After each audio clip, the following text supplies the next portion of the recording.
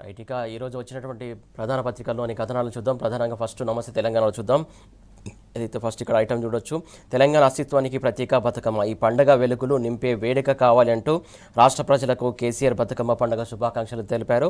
ఇక్కడ ఈ ఐటమ్ చూస్తున్నాం. ఇటు రైట్ సైడ్ చూసుకున్నట్లయితే పరిపూర్ణ నటుడికి ఫాల్కే పురస్కారం, మలయాళ నట దిగ్గజానికి దాదాసాహెబ్ ఫాల్కే 2023 సంవత్సరానికి కానీ ఎంపికైనట్టు ఇక్కడ ప్రధానంగా పైన ఐటమ్ చూడవచ్చు.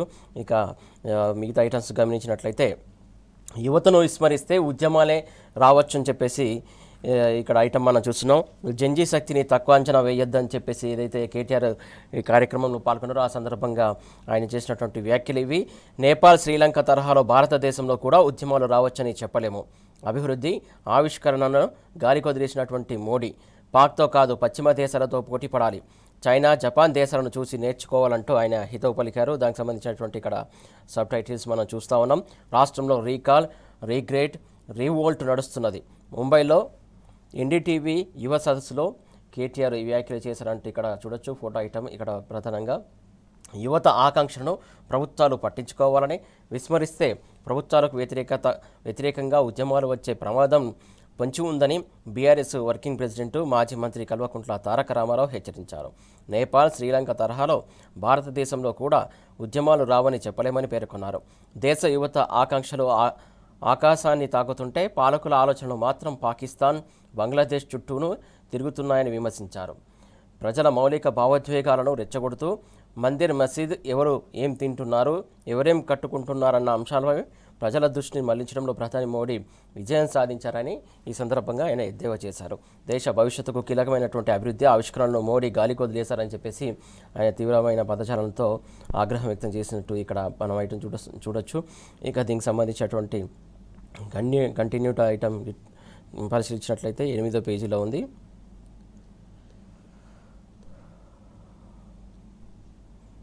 రైట్, మరో ప్రధాన వార్తను చూసే ప్రయత్నం చేద్దాం ఫస్ట్ పేజీలోనే. ఇక ఇంకో ఇంపార్టెంట్ ఐటమ్ మనం చూస్తున్నాం. ఇండియాపై ట్రంప్ H1B బాంబు పేల్చారు. దరఖాస్తు ఫీజు దాదాపు 88 లక్షలకు పెంచిన అమెరికా. ఏదైతే మొన్నటి వరకు అయితే 5-6 లక్షల వరకే ఉంది జిఎస్టీతో కలిపితే, ఇప్పుడు మాత్రం 88 లక్షలు అంటే జిఎస్టీ ఇంకా అది కలపలేదు. జిఎస్టీ కలిపితే దాదాపు 1 కోటి వరకు చేరొచ్చు అని చెప్పేసి చాలామంది విశ్లేషకులు అంచనా వేస్తున్నటువంటి క్రమం మనం చూస్తున్నాం. గతంలో వీసా ఫీజు $2,000 నుంచి $5,000, ఇక నుంచి $1,00,000 దాదాపు అంటే $1,00,000 అంటే 88 లక్షల వరకు కట్టాలి. ఇక అందులో జిఎస్టీ కూడా కలపాలి. జిఎస్టీ కలిపితే దాదాపు సుమారు 1 కోటి వరకు చేరొచ్చని చెప్పేసి అందరూ అంచనా వేస్తున్నారు. ఎంతమంది భారతీయులపై ఈ ప్రభావం పొంచి ఉందనేది కూడా అంచనా వేయాలంటే దాదాపు 4 లక్షల మంది పైన ప్రభావం చూపే అవకాశం ఉందని చెప్తున్నారు. ఎంత తక్కువ చెల్లించాలి? సంవత్సరానికి 3.4 లక్షల కోట్లు చెల్లించాల్సి ఉంటుందని చెప్పేసి ఇక్కడ మనం ప్రధాన శీర్షికన వార్త చూస్తున్నాం. కార్యనిర్వాహక ఉత్తర్వుపై డొనాల్డ్ ట్రంప్ సంతకాలు చేశారు. తమకు గొప్ప ఉద్యోగులు కావాలన్న అమెరికా అధ్యక్షుడు విదేశీ ఉద్యోగులను తీసుకోవడం ఇకనైనా ఆపాలంటూ టెక్ కంపెనీలకు సూచించినటువంటి యుఎస్ వాణిజ్య మంత్రి 4 లక్షల మంది భారతీయ ఉద్యోగులపై తీవ్రమైన ప్రభావం చూపే అవకాశం ఉందని దీనిపై సంబంధించి ఐటమ్ మనం చూస్తున్నాం. ఇండియన్ టెకీల డాలర్ డ్రీమ్స్పై అమెరికా అధ్యక్షుడు డొనాల్డ్ ట్రంప్ నీళ్లు చల్లారు. అగ్రరాజ్యంలో ఉద్యోగం చేద్దామని గంపెడాసతో ఉన్నటువంటి సాంకేతిక నిపుణులపై పిడుగు వేశారు. సుంకాలు, అక్రమ వలసల పేరిట ఇప్పటికే కఠిన నిర్ణయాలను తీసుకొచ్చినటువంటి ట్రంప్ ఇప్పుడు H1B వీసాల దరఖాస్తు రుసుమును ఏకంగా $1,00,000 అంటే దాదాపు సుమారు 88 లక్షలకు పెంచారు. ఈ మేరకు కార్యనిర్వాహక ఉత్తర్వులపై శుక్రవారం సంతకాలు చేశారు. దీనికి సంబంధించి కంటిన్యూ పేజీ చూద్దాం.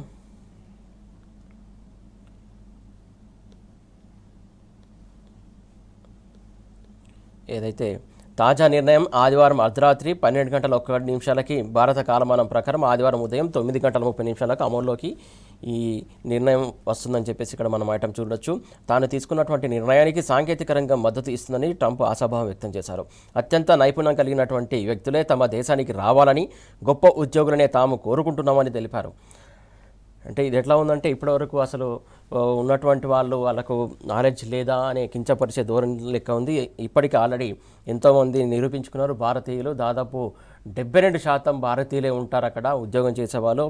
అతిపెద్ద పెద్ద కంపెనీస్ చాలా మట్టికి భారతీయులే టాప్ పొజిషన్లో ఉన్న సందర్భం మనం చూడొచ్చు. వాళ్ళకి నాలెడ్జ్ ఉందని చెప్పేసి చాలా పెద్ద కంపెనీలు కూడా ఒప్పుకున్నటువంటి సందర్భాన్ని మనం చూడొచ్చు. దానికి వ్యతిరేకంగా ఏదైతే మనం నిన్న కూడా దీనిపైన చర్చించుకున్నాం, ఏదైతే ఐటీ దిగ్గజాలైనటువంటి ఐటీకి సంబంధించినటువంటి కొంతమంది మేధావులు దాదాపు ఇది ఏదైతే టాలెంట్కే గురిపెట్టారో, టాలెంట్ ఉన్న వ్యక్తులకే గురిపెట్టారో కావాలనే ట్రంప్ అని చెప్పేసి చెప్తున్నారు. దీనివల్ల ఎవరికి నష్టం, ఎవరికి ఉపయోగం అంటే అక్కడ ఉన్నటువంటి సంస్థలకే భారీగా నష్టం వాటిల్లే అవకాశం ఉంటుంది. అక్కడ ఏదైతే ఇది మొత్తానికి అమెరికా దివాలా తీసే పరిస్థితి వచ్చే అవకాశం ఉంటుంది ఈ నిర్ణయంతో అని చెప్పేసి చాలామంది మేధావులు చెప్పినటువంటి సందర్భం మనం చూస్తూ ఉన్నాం. సో అత్యంత నైపుణ్యం కలిగిన వ్యక్తులే తమ దేశానికి రావాలని, గొప్ప ఉద్యోగులని తాము కోరుకుంటున్నామని తెలిపారు. దేశ భద్రతను దృష్టిలో పెట్టుకుని ఈ నిర్ణయం తీసుకున్నట్టు వెల్లడించారు. H1B వీసా ప్రోగ్రాం దుర్వినియోగం కాకుండా ఉండేందుకే తాను ఇలా చేసినట్టు తెలిపారు. విదేశీ ఉద్యోగులను తీసుకోవద్దు. H1B వీసా రుసుము పెంపునకు సంబంధించి ఇప్పటికే అన్ని పెద్ద కంపెనీలతో చర్చలు జరిపినట్టు అమెరికా వాణిజ్య మంత్రి హోవార్డ్ లుట్నిక్ తెలిపారు. అమెరికన్ల ఉద్యోగాలను కొల్లగొడుతున్నటువంటి విదేశీయులను ఉద్యోగాల్లోకి తీసుకోవడాన్ని నిలిపివేయాలని ఈ సందర్భంగా ఆయన టెక్ కంపెనీలకు కోరారు. మీరు కంపెనీలు ఎవరికైనా ట్రైనింగ్ ఇవ్వాలని అనుకుంటే అమెరికాలోని గొప్ప యూనివర్సిటీల్లో డిగ్రీ సాధించినటువంటి వారికి ఆ శిక్షణను ఇవ్వండి. మన ఉద్యోగాలను కొల్లగొడుతున్నటువంటి ఇతర దేశీయులకు కొలులు ఇవ్వడం ఇకనైనా ఆపండి అంటూ ఆయన చేసినటువంటి వ్యాఖ్యలు. దానికి సంబంధించి మనం చూస్తున్నాం. ఏదైతే భారతీయులపై పెను ప్రభావం. అమెరికా H1B వీసాదారుల్లో భారతీయుల వాటా 72%గా ఉన్నది. ట్రంప్ తాజా నిర్ణయం నేపథ్యంలో 2023 నాటి లెక్కల ప్రకారం దాదాపు 4 లక్షల మంది భారతీయులపై H1B వీసా పెంపు ప్రభావం పడవచ్చు. ఇక మీదట అమెరికా కేంద్రంగా పనిచేస్తున్నటువంటి కంపెనీలు విదేశీ నిపుణులను నియమించుకునేందుకు ఒక్కొక్క వీసాపై ఏడాదికి $1,00,000 చెల్లించాల్సి ఉంటుంది. H1B వీసాను సాధారణంగా 3 నుంచి 6 ఏళ్ల మధ్య కాలానికి మంజూరు చేస్తారు. దీంతో వీసా గడువు పొడిగింపునకు కూడా ఏడాదికి $1,00,000 రుసుమును చెల్లించాల్సి వస్తుందని ట్రంప్ తాజా నిర్ణయంతో అమెరికాలో కొలువు చేయాలనుకునే వారి భారతీయుల ఉద్యోగులపై తీవ్ర ప్రభావం పడనున్నట్లు నిపుణులు చెబుతున్నటువంటి సందర్భం మనం చూస్తున్నాం. సో ఇంకా మిగతా ఐటమ్స్ ఒకసారి చూసే ప్రయత్నం చేద్దాం. రైట్, ఇక ఇంకొక ఐటమ్ మనం చూసుకున్నట్లయితే ఇక్కడ డైవర్షన్కి స్థానిక పాచిక. ఇదైతే ప్రభుత్వ పరంగా 42% బీసీ కోటా సాధ్యం కాదని తెలిసి ఎన్నికల ఎత్తుగడ వేస్తున్నట్టు ఇక్కడ మరో ఐటమ్ మనం చూస్తున్నాం. ఒక్క రోజులోనే మాట మార్చిన సీఎం. రైతుల్లో యూరియా నిరసనను డైవర్ట్ చేసే తంత్రం. జీవో కోర్టులో నిలవదని తెలిసి ఎన్నికలకు రేవంత్ సర్కారు ప్రయత్నాలు చేస్తున్నట్టు ఇక్కడ మరి ఐటమ్ మనం క్లియర్ కట్గా చూడవచ్చు. సద్దుల బతుకమ్మకు ముందు షెడ్యూల్. ఏదైతే సద్దుల బతుకమ్మ స్టార్ట్ అవుతున్న నేపథ్యంలో ఇవాళ నుంచి దానికి సంబంధించి ఈ షెడ్యూల్ కూడా ఈ క్రమంలోనే తీసుకొచ్చే ప్రయత్నాలు జరుగుతున్నట్టు మనం చూడొచ్చు. దసరా పండగ సందర్భంగా నోటిఫికేషన్.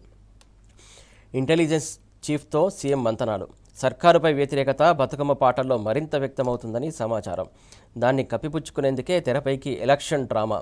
సర్కారు ఉత్తర్వులు కోర్టులో చెల్లకపోవడాన్ని బీసీ సంఘాలు ప్రతిపక్షాలే చూసుకుంటాయని ముఖ్యమంత్రి ధీమా వ్యక్తం చేస్తున్నట్టు మనం ఇక్కడ ఐటమ్ మనం చూస్తున్నాం. ప్రధానంగా ముందు నుంచి చూస్తున్నాం, చాలా రోజుల నుంచి ఏదైతే బీసీలకు సంబంధించి 42% సంబంధించి ఎలాంటి డ్రామా ఆడుతుంది కాంగ్రెస్ ప్రభుత్వం. ఢిల్లీలో వేదికగా వెళ్ళి అక్కడ సాధించింది ఏంటది అనేది కూడా మనం క్లియర్ కట్గా చూసాం. అక్కడ ధర్నా చేస్తే అక్కడ ఉన్నటువంటి అగ్రనాయకులు ఎవరు రాలేదు, ఆయన ఒక్కరు, ఈయన క్యాడర్ తెలంగాణలో ఉన్నటువంటి కాంగ్రెస్ లీడర్లు అంతా పోయి అక్కడ కూర్చుని ధర్నా చేశారు తప్ప దానివల్ల ఒరిగింది ఏంటంటే ఒరిగింది ఏమీ లేదు. సో అందరూ గమనించినటువంటి పరిస్థితి మనం చూస్తున్నాం. బీసీలను ఏదైతే నైవంచనకు గురి చేస్తున్నారని చెప్పేసి చాలామంది బీఆర్ఎస్ నాయకులు కావచ్చు, మిగతా వాళ్ళు కూడా అందరూ ఆరోపిస్తున్నటువంటి సందర్భం మనం చూస్తున్నాం. ఇక రైట్, ఇక చూస్తున్నాం కదా, ఏదైతే డైవర్షన్ పాలిటిక్స్ సంబంధించి డైవర్షన్కి స్థానిక పాచిక అనేది ఇక్కడ ఐటమ్ మనం చూస్తున్నాం. ఇంటెలిజెన్స్ చీఫ్తో సీఎం మంతనాలు జరిపినట్టు కూడా ఇక్కడ క్లియర్ కట్గా చూస్తున్నాం. ఏదైతే సర్కారుపై వ్యతిరేకత బతుకమ్మ పాటలు మరింత వ్యక్తమవుతుందని సమాచారం. దాన్ని కప్పిపుచ్చుకునేందుకు తెరపైకి ఎలక్షన్స్ డ్రామా అంటూ ఇక్కడ ఐటమ్ మనం చూస్తున్నాం. సర్కారు ఉత్తర్వులకు కోర్టులో చెల్లకపోవడాన్ని బీసీ సంఘాలు ప్రతిపక్షాలే చూసుకుంటాయని ముఖ్యమంత్రి ధీమా వ్యక్తం చేస్తున్నట్టు ఇక్కడ చూసుకుంటున్నాం. యూరియా కొరతపై రైతుల నిరసనను డైవర్ట్ చేసేందుకే కాంగ్రెస్ సర్కారు స్థానిక పాచిక వేసింది. ఇప్పట్లో ఎన్నికలు ఉండవని చెప్పినటువంటి తర్వాత 24 గంటలు గడవక ముందే ముఖ్యమంత్రి రేవంత్ రెడ్డి మాట మార్చారు. ప్రభుత్వ పరంగా 42% బీసీ కోటాతో స్థానిక ఎన్నికలకు వెళ్లాలని నిర్ణయం తీసుకున్నారు. ఓవైపు ప్రభుత్వ పరంగా 42% రిజర్వేషన్లు అసాధ్యమని తెలిసి ఎన్నికలు నిర్వహించాలని నిర్ణయించారు. సద్దుల బతుకమ్మను 2 రోజుల ముందు బీసీలకు 42% రిజర్వేషన్లు కల్పిస్తూ జీవో జారీ చేయాలని, దసరాకు ఒక రోజు ముందుగానే లేక మరుసటి రోజునో నోటిఫికేషన్ ఇవ్వాలని నిర్ణయించినట్టు ప్రభుత్వ వర్గాలు తెలిపాయి. ఈ మేరకు శనివారం అందుబాటులో ఉన్నటువంటి మంత్రులతో కలిసి పోలీసు కమాండ్ కంట్రోల్లో సెంటర్లో సీఎం రేవంత్ సమీక్ష నిర్వహించారు. అంతకుముందు ఇంటెలిజెన్స్ చీఫ్తోనూ చాలాసేపు మంత్రాలు జరిపినట్టు తెలిసింది.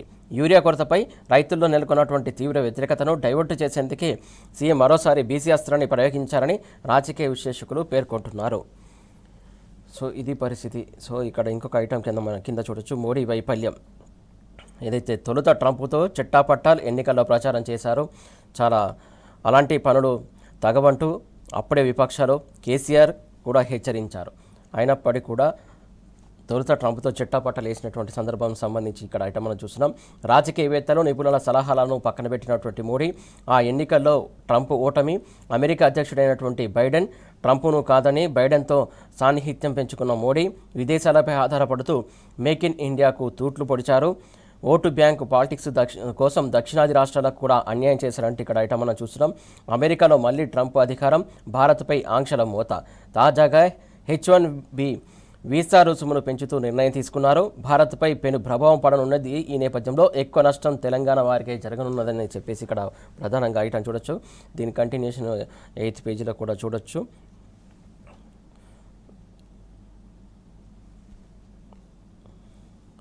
సో ఇక్కడ క్లియర్ కట్గా చూడొచ్చు మనం.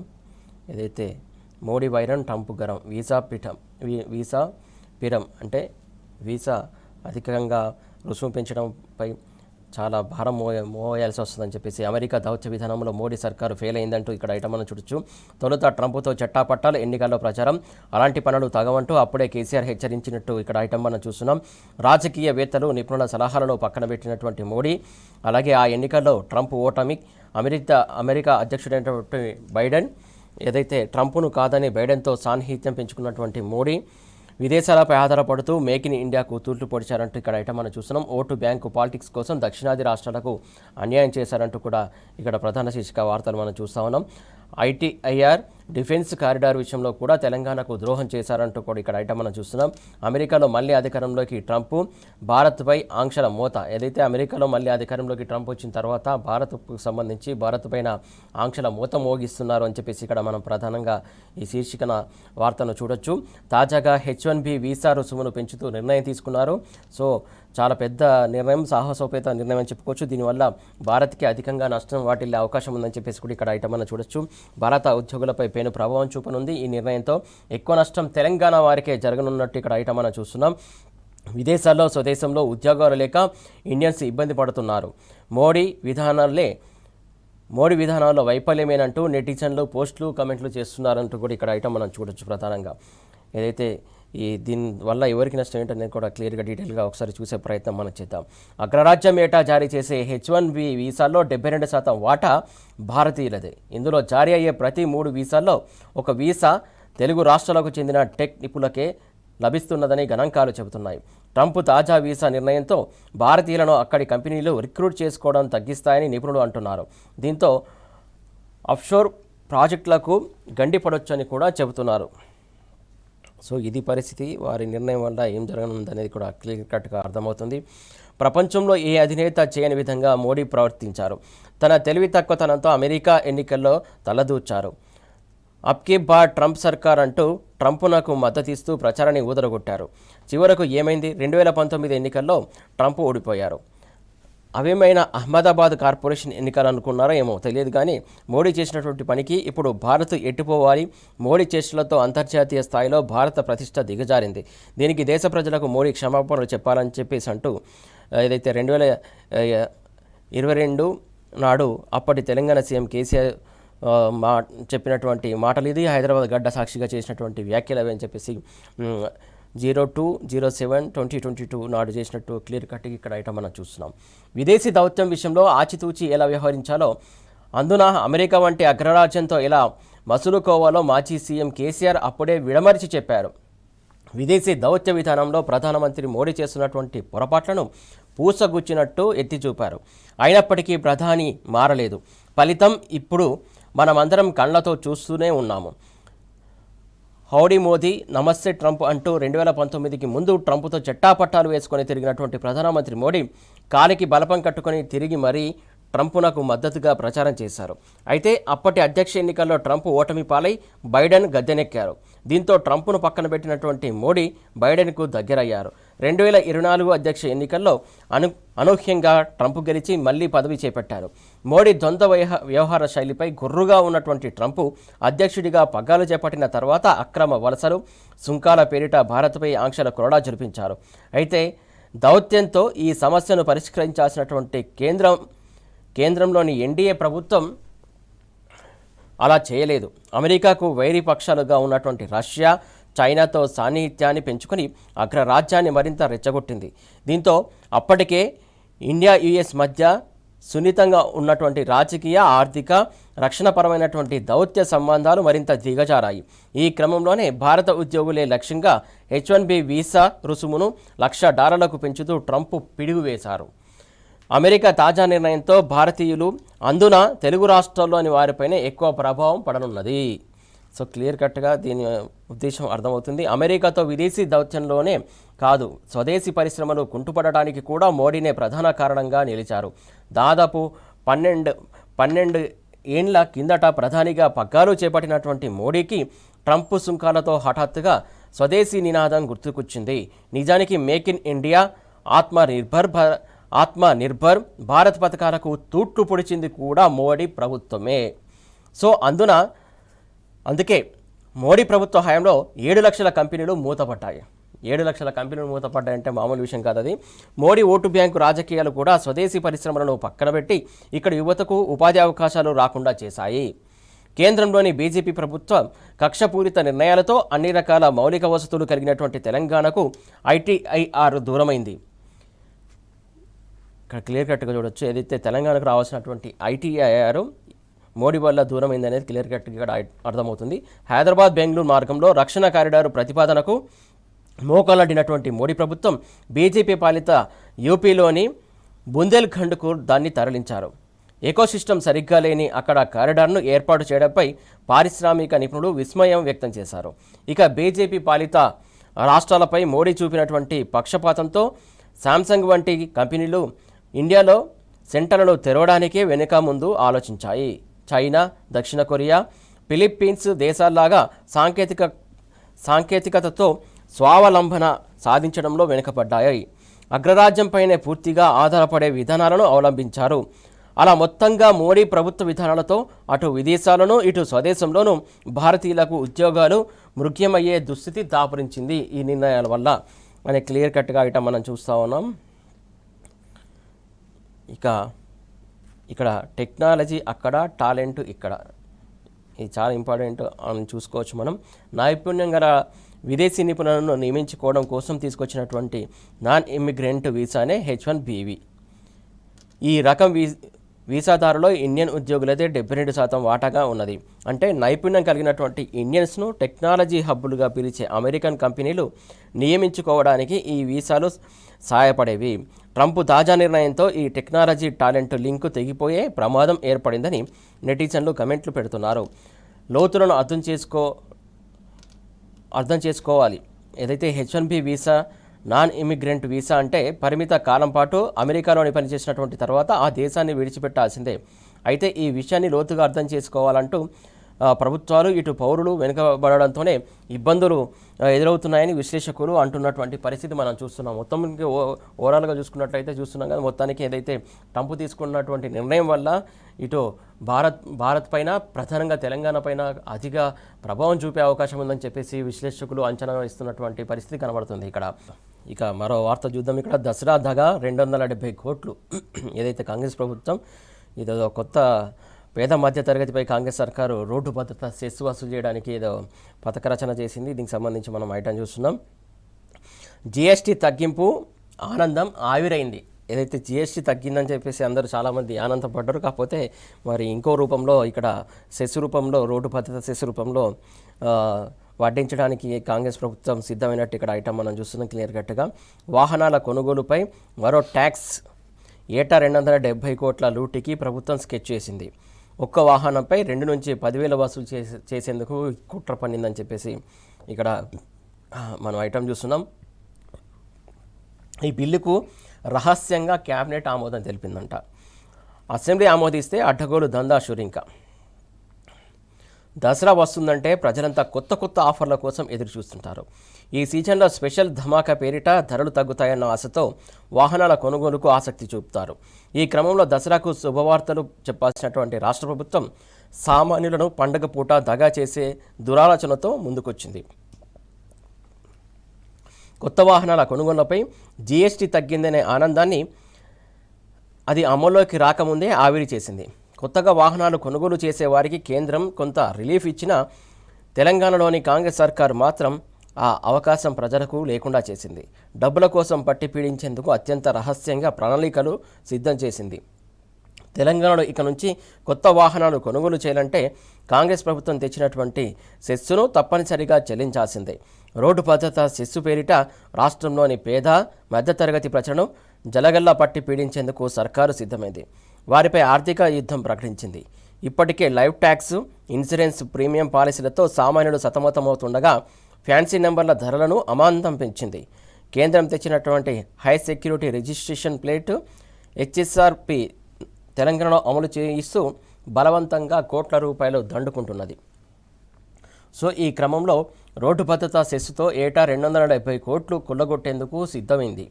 ఏటా ఇదే లూటి. కాంగ్రెస్ ప్రభుత్వం తీసుకొచ్చే ఈ ప్రతిపాదనలు బిల్లు రూపం దాల్చి అసెంబ్లీలోకి తీసుకురావాలని ఇప్పటికే నిర్ణయించారు. ప్రభుత్వం తీసుకుంటున్నటువంటి విధానాల వల్ల ఆర్టీఏకు భారీగా ఆదాయం తగ్గుతూ వస్తున్నది. ఇటీవల ప్రభుత్వ పెద్దలు సైతం ఆర్టీసీ, ఆర్టీఏ, ఎక్సైజ్ ఆదాయాలు తగ్గడంపై అభ్యంతరాలు వ్యక్తం చేశారు. ఈ నేపథ్యంలో ఆర్టీఏ అధికారులకు రోడ్డు భద్రతపై సుప్రీంకోర్టు నియమించినటువంటి కమిటీ ఆదేశాలు గుర్తుకు వచ్చాయి. అందులో భాగంగానే రోడ్డు భద్రతా సెస్సుకు ప్రతిపాదనలు సిద్ధం చేసి మంత్రివర్గం ముందుకు తీసుకెళ్లడంతో వారు కూడా ఓకే చెప్పేశారు. కాగా కొత్త వాహనాల సమయంలో వసూలు చేసే సెస్సు డబ్బును రవాణా శాఖ కమిషనర్ ఆపరేట్ చేసేలా ప్రత్యేక ఖాతాను తెరుస్తామని ప్రభుత్వం చెప్తున్నది. ఇలా వసూలు చేసే సొమ్ముతో సెమినార్లు, వర్క్షాప్లు, డ్రైవింగ్ శిక్షణ కేంద్రాలు, ట్రాఫిక్ ఎడ్యుకేషనల్ పార్కులు, భారీ వాహనాల డ్రైవర్లకు కంటి పరీక్షలు, స్పీడ్ లేజర్ గన్లు, బ్రీత్ అనలైజర్లు, ఇతర ఎన్ఫోర్స్మెంట్ పరికరాలను కొనుగోలు చేస్తామని చెబుతుంది.